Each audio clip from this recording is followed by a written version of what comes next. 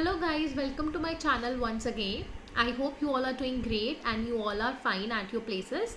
So आज हम लोग चैप्टर 5 स्टार्ट करने जा रहे हैं अपनी इकोनॉमिक सीरीज़ का, जहाँ पे हम लोग बात करेंगे where we are going to talk about the concept of the national income and related aggregates.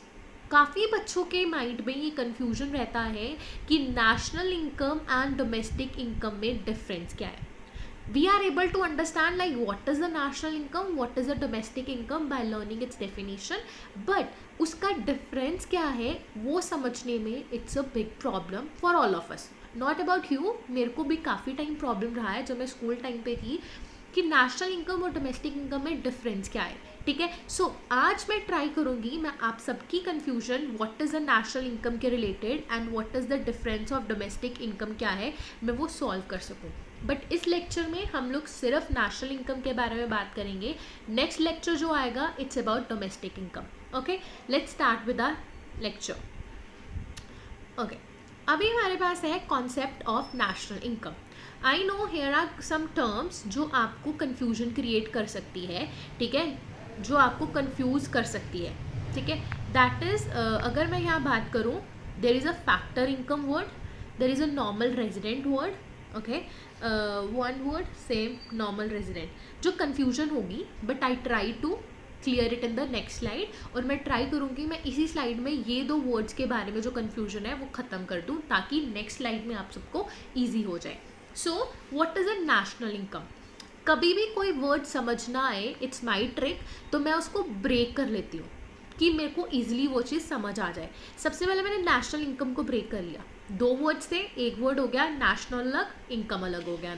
Now अब इस नेशनल को भी मैं एक वर्ड एल काट के नेशन ले आती हूँ. अब यहाँ पे वर्ड आ गया नेशन. नेशन मतलब देश, जिस देश के आप नागरिक हो, जिस देश के आप सिटीज़न हो. Like I am a citizen of India, so मैं किस देश को बिलोंग करती हूँ, किस नेशन को बिलोंग करती हूँ, इंडिया को बिलोंग करती हूँ. सो यहाँ पे हम लोग नेशनैलिटी की बात करते हैं. जो पर्सन जिस देश को बिलोंग करेगा वो उस देश की नेशनल इनकम में उसकी इनकम कैलकुलेट होगी. ईजी वर्ड्स में समझाती हूँ. नेशनल इनकम मतलब अगर मैं इंडिया की सिटीज़न हूँ बट अभी मैं जो हूँ वो जर्मनी में रह रही हूँ. For example I am a citizen of India, right now I am living in a Germany.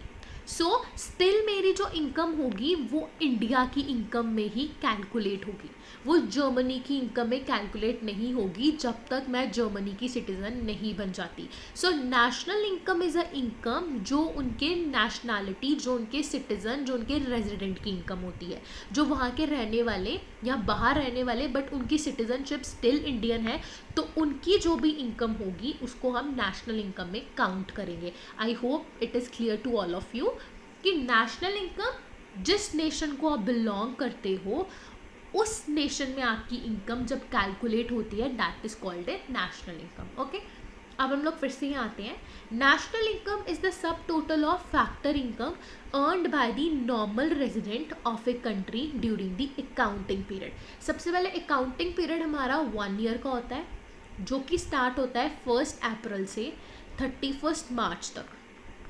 Okay, अब आता है नॉर्मल रेजिडेंट, देश का आम नागरिक जो वहाँ पे रहता है या वो किसी और कंट्री में रहता है बट वो इंडिया का ही रेजिडेंट है, इंडिया का ही रहने वाला है. अभी तक उसने पीआर या किसी और कंट्री की नहीं ली है, वो इंडियन ही है. फैक्टर इनकम कुछ भी उसने अर्न किया. ठीक है, ये फैक्टर इनकम का वर्ड मैंने आपको second lecture, I guess second या थर्ड लेक्चर में बताया था. जब हाउस होल्ड सेक्टर कुछ प्रोड्यूसर सेक्टर को पे करता है, अपनी सर्विस देता है, तो प्रोड्यूसर हाउस होल्ड को उसके रिटर्न में कुछ पे करता है. That is called the factor income. So national income is the income earn by the resident of a country during the accounting period. I hope ये आपको समझ आ गया होगा. नेक्स्ट है, इसमें हम लोग सिर्फ फैक्टर इनकम लेते हैं. जब भी आपने कुछ सर्विस दी होगी उसके अकॉर्डिंग जो आपको पेमेंट मिली होगी only we used it in the national income. अगर आप किसी को पेंशन दे रहे हो वो हम लोग नहीं लेंगे. हम लोग नेशनल इनकम यहाँ पे जब आप फैक्टर इनकम किसी सर्विस के रिलेटेड आपको इनकम मिलती है, it include income of only the normal resident. Normal resident मतलब उस देश का रहने वाला नागरिक, उस देश का सिटीजन. ठीक है, आई hope it is clear now. National income वो इनकम जो किसी देश का नॉर्मल रेजिडेंट एक साल में अर्न करता है उसको बोलते हैं नेशनल इनकम।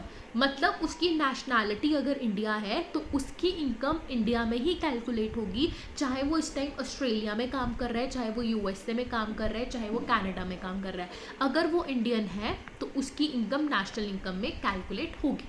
ओके, अब नेक्स्ट है what is factor income and normal resident.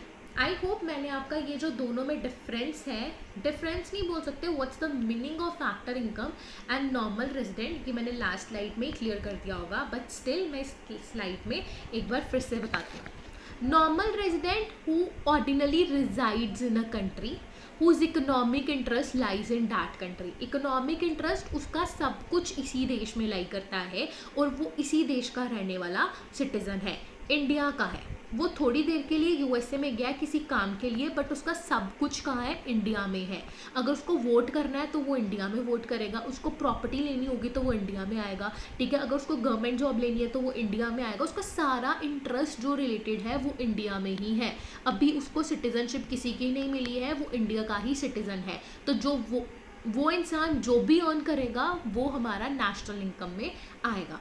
अब आता है फैक्टर इनकम। मैंने आपको बोला फैक्टर इनकम वो सारी इनकम जब आप किसी को सर्विस प्रोवाइड करोगे एंड इन रिटर्न आपको जो पेमेंट मिलेगी, that is called the factor income. They are the payment made by producing unit to the household for the use of their services. जब भी आप कुछ सर्विसेज प्रोवाइड करोगे और प्रोड्यूसिंग सेक्टर आपको पेमेंट देगा, इसको हम लोग बोलते हैं फैक्टर इनकम।